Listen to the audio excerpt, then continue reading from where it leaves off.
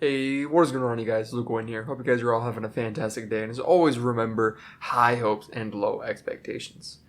Okay, this video aged like milk.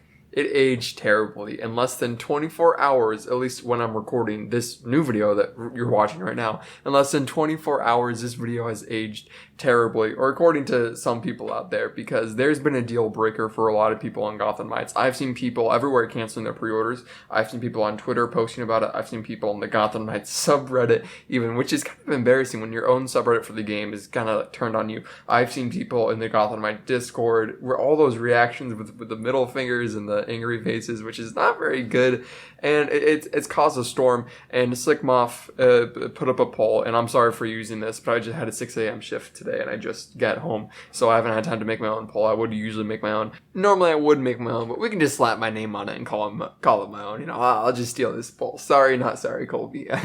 But 40% at the time when I saw this leaving work, hopefully it's a little bit better now, but 40% of people, that's almost half.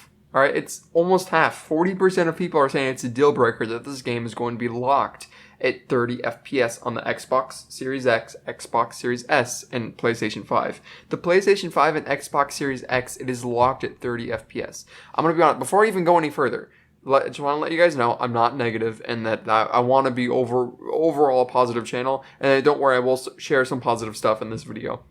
This is not a negative video. I'm actually looking forward to Gotham Knights. And also, me personally, I'm buying the game. Me personally, I can't really tell a difference. I said this before in my last video. I can't tell a difference between 30 and 60 FPS because I actively try not to, because I think ignorance is bliss, and this is why. In situations like this, it's nice to not be able to tell the difference. So I literally turn the frame rate down on games that I'm playing. I go out of my way to put it on like graphics mode over the performance mode, or whatever the modes are called, you know. So to me it doesn't matter, but to a lot of people it does, and I can understand where people are coming from. I can understand how this is a deal breaker for a lot of people, because you know the way a lot of people describe it is it's like a slideshow looking at 30 FPS, and it is. I don't want to say it's inexcusable, because I can see their reasoning, and you can't really blame the individual developers for it. You know, they can't control the way the game is. You know, individual developers, I mean. It's more of a team effort all at once, and then at the end you realize, oh shoot, this game can only run at 30 FPS, and it's releasing in a month, we can't really do anything to fix it. But the way they word it makes it sound like it's never going to run at 60 FPS in any update. If you're playing on PC, it's different. If you have really good PC specs, it will be okay. But again, I covered that in the last video, or a couple of videos ago, about the minimum PC specs, and to my knowledge, I don't think they released the recommended ones. They might have, though. I might have missed that. And I want to let you guys to comment. Like, seriously, tell me in the comments, is this a deal breaker for you? I want to know, because to me it's not a deal breaker. It's disappointing, especially because, you know, the last gen consoles were just canceled, and I know people are in my comments on my video where I talked about that.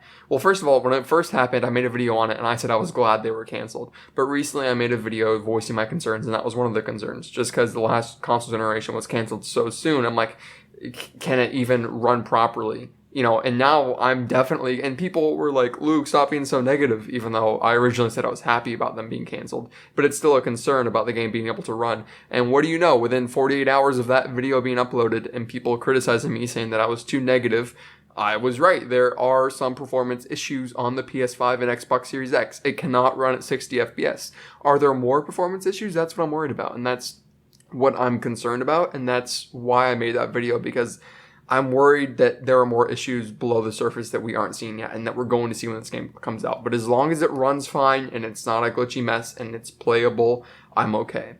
And if it's like, even if it's like Arkham Origins, where Arkham Origins had a bunch of glitches in it, like the game wasn't unplayable, but you got soft locks sometimes and it wasn't polished. I hope it's better than that level. I hope the game's a little bit more polished than their previous game was. But again, I'm glad, honestly, I'm really glad that the last generation was canceled, because they very easily could have just released this on the PlayStation 4 and Xbox One, and it would have been terrible, but they would have made money off it. And I'm glad they didn't do that, because they could have just kept it hush-hush all the way up until release, and then not give out refunds and just have the game be in the buggy state that it is, but they didn't. And I'm actually kind of curious to know what the PS4 and Xbox One versions were like. Were they like 20 FPS? Were they like 13? Because realistically, if PlayStation 5 can run at 30 FPS max and it's capped out, and there might even be frame rate drops with that, we don't even know, I'm like, the PlayStation 4 must have been terrible. And loading all of that, especially with the 4-player co-op mode they want to add,